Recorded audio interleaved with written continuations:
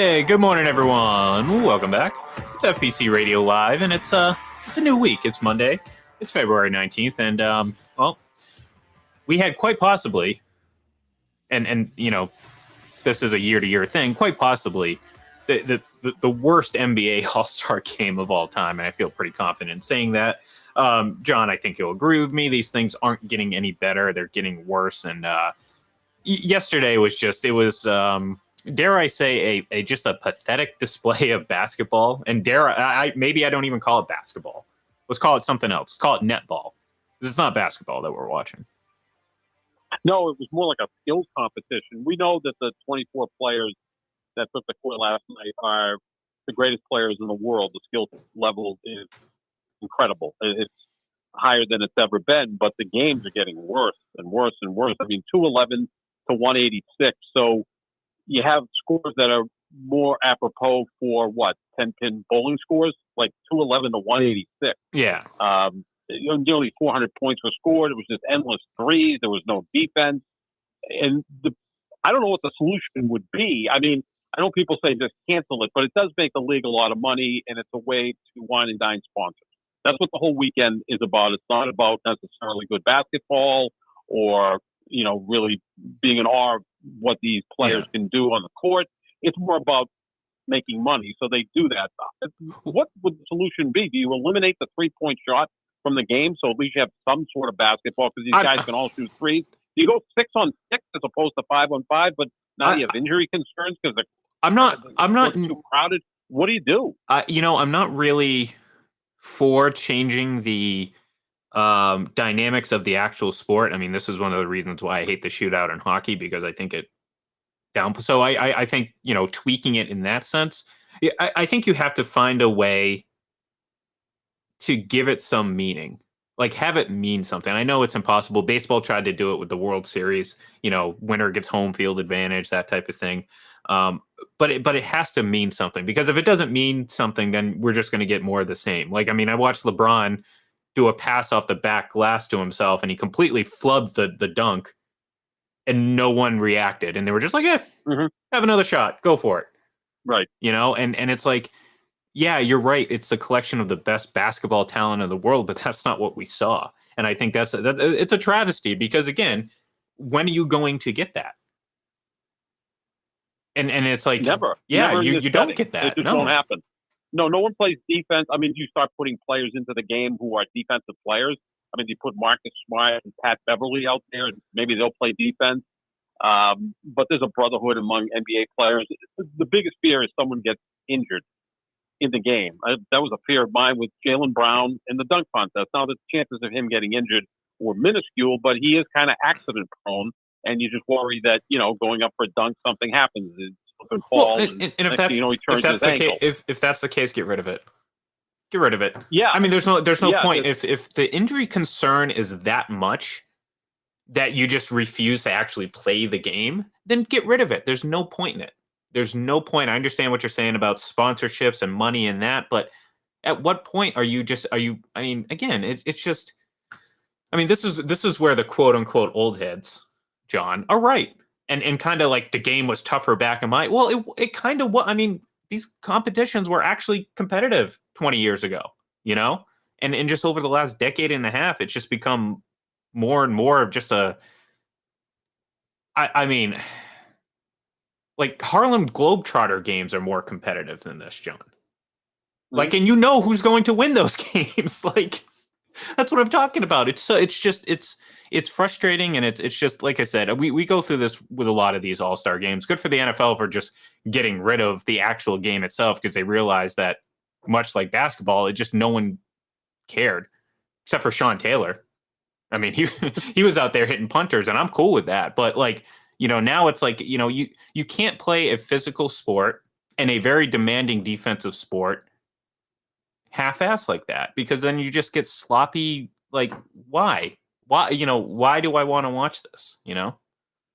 Could you possibly turn it into a 3-on-3 tournament, so you'd have like 8 teams with 3 players on each team? Or if you want to go 4 teams with 6 players, so you have a bench and you go 3-on-3, and then you just have like $10 million winner take all. I mean, maybe that's what you have to do. Is There put a you lot go. of I money mean, on the incentive, table. John. Incentive. I mean, Right. like I said, it doesn't necessarily have to be incentive for the season, but incentive for these players to want to play. And again, you put a nice big stack of money out there as a prize, then yeah, maybe a 3-on-3 tournament would be better. And then again, you kind of, maybe it opens it up, John, too, because with fewer players on the court, maybe you rely less on the three, and maybe it does become more of a go to the rim type of game, and you do get to see a bit of the talents displayed a little bit more. So if there's a solution, I'm okay with that.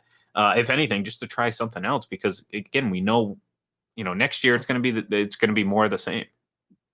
So we look at obviously football essentially getting rid of the Pro Bowl. Hockey has kind of tweaked it to, what do they play, divisions against other divisions. And remember a time, like 7-8 years ago, where the scores were like, 21-19, which that's not hockey either. No, hockey has the same exact issue same because too much scoring. Yeah. And then you have baseball, which is probably still the closest to what the sport is. Although it's not normal to just bring in a pitcher every inning unless you're the Tampa Bay Rays. Yeah. But, you see 9 different pitchers in the All-Star game or more. They'll each come in for an inning and throw gas, and no one can hit them. So the games are generally, 3-2, 2-1. They're really not exciting either. Basketball, there's too much scoring. So you devalued what a basket is in baseball. It's just kind of, okay, let's get to the 9th inning and see if someone can hold on to a 1-run lead. So none of the sports have really any kind of great take in terms of the All-Star games. Look, I don't want to go all far, 50 years ago when Pete Rose took out Ray Fosse in a collision at home plate, essentially ended that kid's career at 24 years old. We don't have to go that crazy, or Sean Taylor taking out punters. But do we go to the point now where it just looks like, I don't know anybody that enjoyed this thing. I don't hear one person say, or, maybe they'll get 4 or 5 million viewers, but it's not real basketball. Again, the injury concerns there, like you said, if that's as big a concern as we're talking about, then just get rid of it. And maybe, like I said, 3-on-3, maybe that's something. I mean, the 3-point contest is still pretty good. Skills competition is good. The dunk contest is just, as dry as can be. That jumped the shark when they called Dwight Howard Superman layup a dunk. I'm sorry. It wasn't even a dunk. It wasn't a dunk. Yeah, he threw it in, and people were like, "Oh my god, a Superman dunk!" And I'm like, "Where's the dunk?" There's no dunk. There's no dunk at the rim, and it went in. Yeah. The thing with the dunk contest too is now, and this is made for 11 to 17-year-olds to watch. Oh, sure. You know what they can do at any moment is go on YouTube and watch dunks of anyone. They go back and watch Michael Jordan in the late 80s or Dominique Wilkins in the late 80s when the great players were participating in the dunk contest. Because, again, those guys weren't making as much money as they are now. It's not even close. And they were trying to build their brand. I mean, part of Air Jordan being in the dunk contest. I mean, look at the logo. Exactly. I mean, the logo is his dunk in the dunk contest. Right. The most famous poster may be him coming from the side, all back to his right shoulder, and he's coming in sideways, and it's still the most iconic dunk that we've ever seen. Is it the best?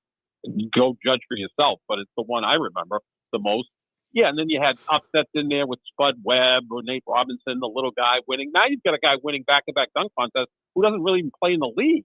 Okay, so we're football fans too. So let's say we had a quarterback skills competition, and it was, Jared Goff, Case Keenum, and 2 guys from the UFL. Would you really want to watch that, or would you rather watch Mahomes, Josh Allen, Joe Burrow, and Lamar Jackson? I know I'd rather watch those 4 guys rather than the other 4 guys, and I'm not trying to diminish Jared Goff. I think he's a really good quarterback, but in terms of where they rank within their own sport, Jaylen Brown is kind of Jared Goff, whatever.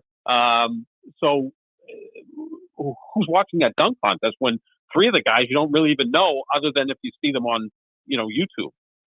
Right. And it's like, again, going back to years before, it's like you had, the Vince Carter year. I mean, who just, again, I mean, Kobe Bryant was sensational. Right. It was like there was a passing of the baton, right? It was Dr. J to Dominique to Jordan to Kobe to Vince Carter. Now, I know everyone's going to blame LeBron, and I understand why, because he's never participated in the dunk contest. He was supposed to be the next guy. Okay, LeBron's going to go participate in the dunk contest. I don't think he'd be great in the dunk contest. He's more of an in-game dunker. He's so big and strong that, a guy 6'9", 260. More power and not finesse. More power. Yeah. And Dominique Wilkins was kind of like that. I mean, Jordan was made for this. Kobe was made for this. They're essentially father and son. So those mid-sized guys that are sleek, almost like sports cars, those guys are, more pleasurable to watch. So LeBron, and people say LeBron didn't want to get into it because he didn't want to lose. I just don't think he wanted to be thought of as a dunker, because his game is a little different than Jordan and Kobe's. He's more Magic Johnson. So, again, maybe put $10 million prize out there, and all of a sudden you get the guys that really belong in there. And the first three names that come to mind are Anthony Edwards of Minnesota, Zion Williamson of New Orleans, and John Morant of Memphis. Now, John Morant had his issues off the court, but, he'll be back next year. If you get Morant, Williamson, and Anthony Edwards, and put Jaylen Brown in there, because I give him credit, he showed up to participate with three nobodies. Those four guys, then I think you'd have something interesting. Marketable. The problem is, you can get superstars in there, put a $10 million prize out there, or pump up literally their sneaker deals. The thing is, we've seen every dunk. There's nothing new to see. Yeah, well, I mean, that's part of it. Jaylen Brown would have won that dunk contest 30 years ago. His stuff was awesome, but we've seen all of that for the last 35 years or more.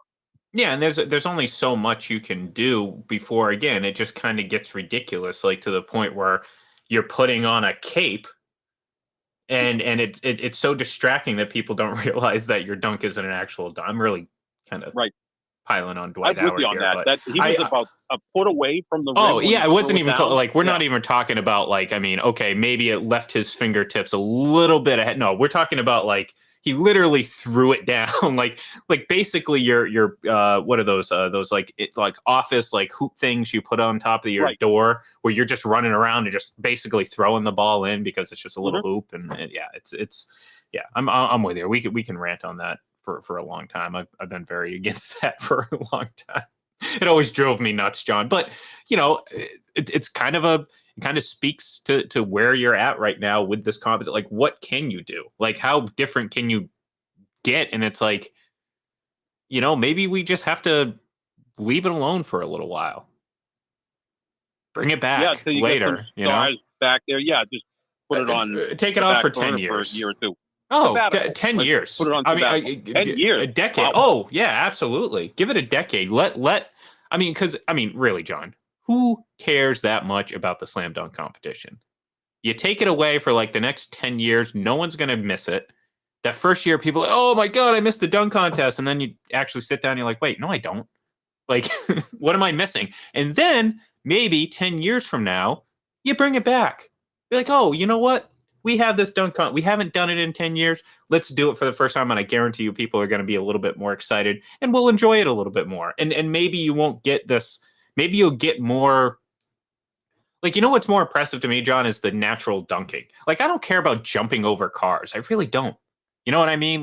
Give me something a little bit simpler, but a little bit more artistic. These jumping over cars and doing stuff like that. It's clunky. It's weird. It's awkward. Watching these guys take 6 attempts to do it. I'm just I don't care. It's not entertaining. That's the other thing too, is if you need 8 or 9 attempts to do it, then is it really worth it? You should nail it on its first attempt, because that's the way it was done before. The dunk I would propose, and I've done this, myself as a great dunker, is do your dunk, grab the rim with both hands, lift yourself up, and then sit on the rim. Yeah. With your back to the backboard. If someone pulled that off, and believe me, Anthony Edwards could probably do that, because you have to be extremely strong to do that. I don't know if Jaylen Brown's strong enough to do it. Well, you're going against gravity at that point. Edwards.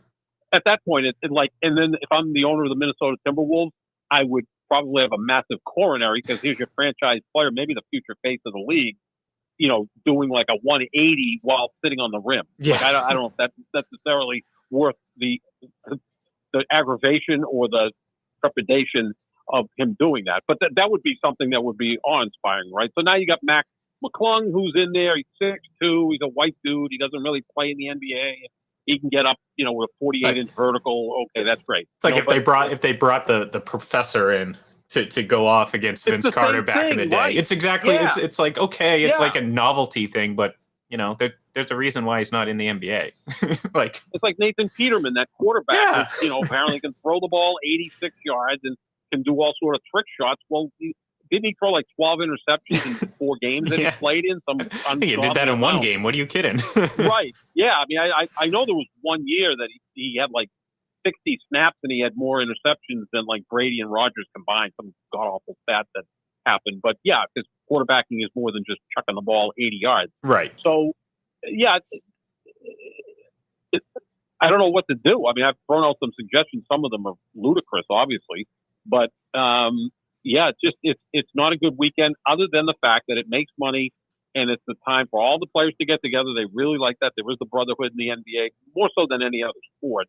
Like, I don't think there's much hatred among the players. I mean, maybe Pat Beverly and Russell Westbrook, had some issues with other players in the league, but for the most part, they all get along.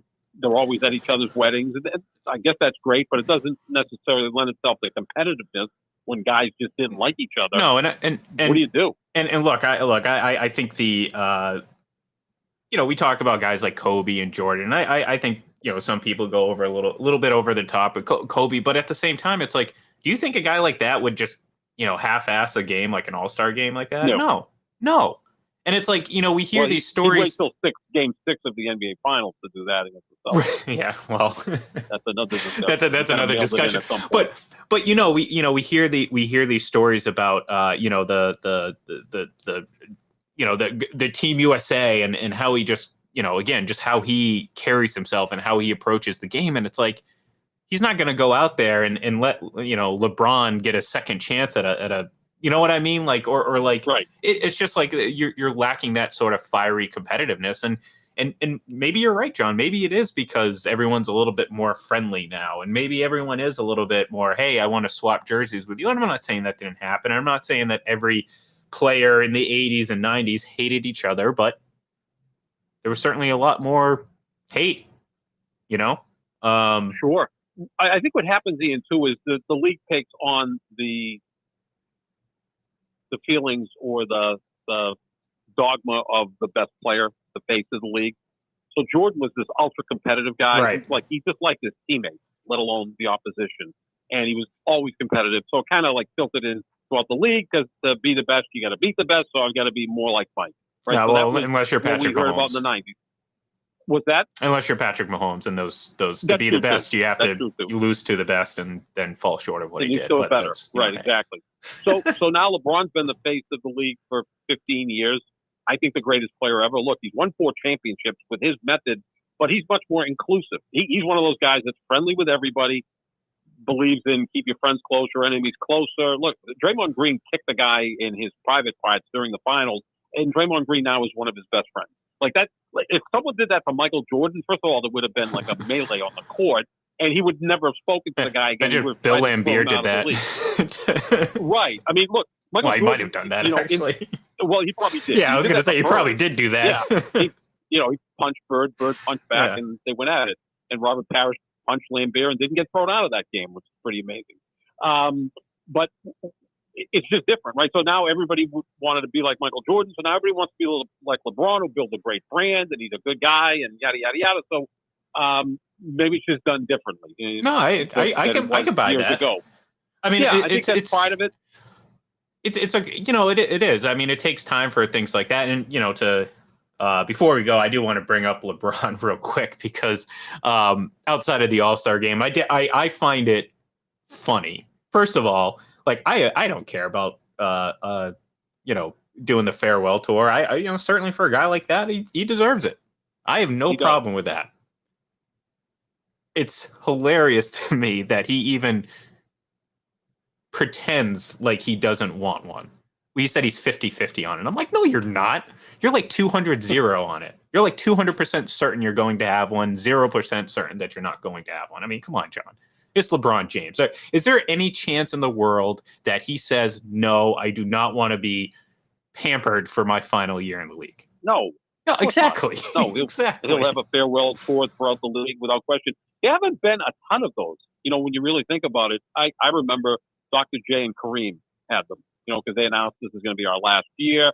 With Bird, he didn't announce his retirement until like August of the year after he played. Right. So you weren't going to have that. Magic obviously retired because he was HIV positive.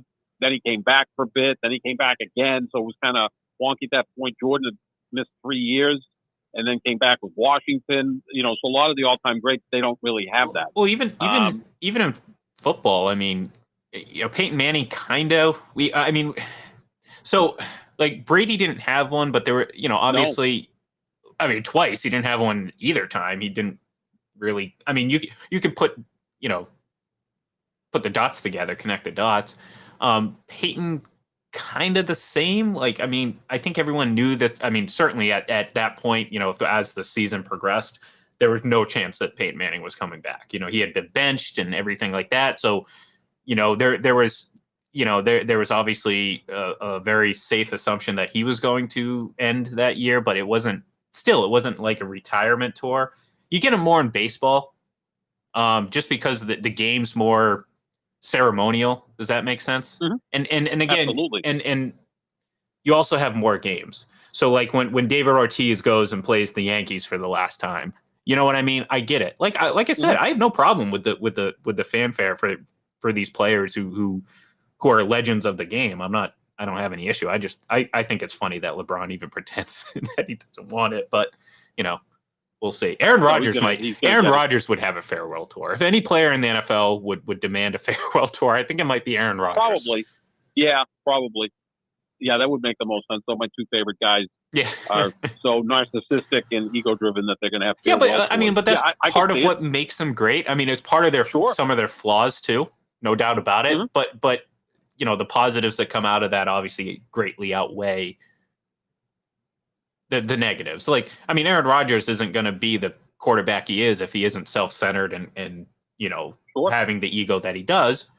But in the same breath, that same ego can come back to bite him in the ass and those around him. So, it's a double-edged sword. It's just one edge is a lot sharper than the other in this sense.